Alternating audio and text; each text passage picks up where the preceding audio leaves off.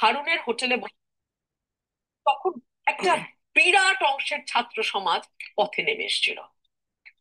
একটা বিরাট অংশের ছাত্র সমাজ, যখন হলগুলো, সরকারি বিশ্ববিদ্যালয়ের হলগুলো বন্ধ হয়ে গিয়েছিল, তারপর আমরা তখন কি এভাবে বেসরকারি বললে বিশ্ববিদ্যালয়। গয়েশ্বরচন্দ্র রায়ও তো হারুনের হোটেলে ভাত খেয়েছেন? দেখুন, গয়েশ্বরচন্দ্র রায় যখন খেয়েছেন, সেটা 36 দিন নয়, 36 দিন নয়। পলিটিক্যাল লিডাররা তো কারাগারে গেছেন, যাওয়ার পথে ডিবির হারুন তাদেরকে আপ্যায়ন করেছে, তারপরে তারা কারাগারে গেছে। 36 দিনের ঘটনা is very unique, very significant. আপনি এখন মানে একটার সঙ্গে একটা গায়ের জোরে তুলনা করতে চাইলে করতে পারেন, বাট যায় না। তো আপনি যদি এনসিপির ফ্রেমিং এ, এনসিপির চেহারার মধ্যে বাংলাদেশের সকল ছাত্র সমাজকে দেখেন, you are living in fool's paradise. আপনি কি ভুলে যাবেন ওইসব ছাত্র যারা প্রাইভেট বিশ্ববিদ্যালয় থেকে পথে নেমে এসেছিল যখন ঢাকা বিশ্ববিদ্যালয় সহ অন্যান্য সরকারি বিশ্ববিদ্যালয় হলগুলো বন্ধ হয়ে এবং গেছিল? তারাই আন্দোলনটাকে লিড দিয়েছে তখন। ইয়েস। তাদের একজন কেউ কে প্রিন্সিপালে দেখতে পাচ্ছেন? আমি পাচ্ছি না, মেবি ইটস আমার ফেলিয়ার, আমি তাদেরকে দেখতে আছেন পাচ্ছি না। কয়েকজন ইনসিগনিফিকেন্ট। ভেরি ইনসিগনিফিকেন্ট, তাই না? তাহলে সিগনিফিকেন্ট কারা? তারা কোন মতাদর্শের? তারা কোন রাজনীতি করতে চান? তারা কোন রাজনীতি প্রচার করছেন? তারা অতীতে কোন রাজনীতি করেছেন? তারা কোন লেবাস ধরে এত বছর মাঠে টিকে থেকে আবার কোন লেবাসে এখন সামনে এসছেন?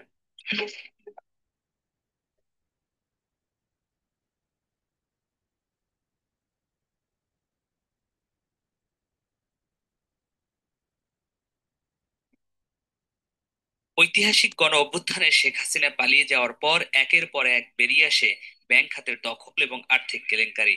বাংলাদেশে এই কুকর্মের সূচনা হয় শেখ হাসিনার ঘনিষ্ঠ চট্টগ্রামের একটি পরিবারের হাত ধরে। 1994 সালে চট্টগ্রাম ভিত্তিক ব্যবসায়ীদের একটি গ্রুপের হাত ধরে প্রতিষ্ঠিত হয় ইউনাইটেড কমার্শিয়াল ব্যাংক, ইউসিবি। এই ব্যাংকের প্রতিষ্ঠাকালীন চেয়ারম্যান হন আওয়ামী লীগের তৎকালীন শিল্প ও বাণিজ্য বিষয়ক সম্পাদক আখতারুজ্জামান চৌধুরী বাবু। পলাতক সাবেক ভূমিমন্ত্রী সাইফুজ্জামান চৌধুরী জাবেদের বাবাই ছিলেন এই আখতারুজ্জামান চৌধুরী বাবু। শুরু থেকে পার্টেক্স এবং অনন্ত গ্রুপ ব্যাংকটির সাথে জড়িত ছিল। 1991 সালে পলাতক সাবেক মন্ত্রী জাবেদের বাবা আখতারুজ্জামান বাবু ব্যাংকের চেয়ারম্যান হয়ে নিজের কোম্পানির নামে 250 কোটি টাকা ঋণ নিয়ে পরিশোধ করেননি। বাংলাদেশের ইতিহাসে খেলাপি ঋণের সেটাই ছিল প্রথম বড় কোনো ঘটনা। এই অনিয়মের বিরুদ্ধে ইউসিবি ব্যাংকের তৎকালীন একজন পরিচালক হুমায়ুন জহির প্রতিবাদ জানান। এই ঘটনায় ওই বছর ইউসিবির পরিচালনা পর্ষদ থেকে আখতারুজ্জামানকে বরখাস্ত করে বাংলাদেশ ব্যাংক। পরবর্তীতে ব্যাংকের চেয়ারম্যান করা হয় হুমায়ুন জহিরকে। ব্যাংক থেকে অপসারিত হওয়ায় ক্ষুব্ধ হয়ে হুমায়ুন জহিরকে পৃথিবী থেকে সরিয়ে দেওয়ার পরিকল্পনা করেন চৌধুরী পরিবার। 1993 সালের 8 এপ্রিল ধানমন্ডির বাসায় তাকে গুলি করে হত্যা করা হয়। এই ঘটনায় আখতারুজ্জামান বাবু গ্রেপ্তার হন। পরে জামিন পেয়ে দেশ ছেড়ে চলে যান। ফিরে আসেন 1996 সালে আওয়ামী লীগ সরকার গঠনের পর। 1999 সালে আবারও শুরু হয় ইউসিবি ব্যাংক দখলের পরিকল্পনা।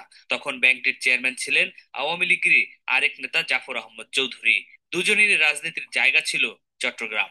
ওই বছরের 26 আগস্ট বিকেল 3টার দিকে মতিঝিলে ব্যাংকের প্রধান কার্যালয়ে বোর্ড মিটিং চলাকালে হামলা চালায় আখতারুজ্জামান বাবু ও তার ছেলে সাইফুজ্জামান চৌধুরী জাবেদ এবং এস আলমের সাইফুল আলম সহ 50-60 জনের অস্ত্রধারী ক্যাডাররা অস্ত্রের মুখে জোরপূর্বক টাইপ করা কাগজে স্বাক্ষর আদায় করে পদত্যাগে বাধ্য করেন প্রত্যেক পরিচালককে। অস্ত্রধারীরা ব্যাংকের চেয়ারম্যান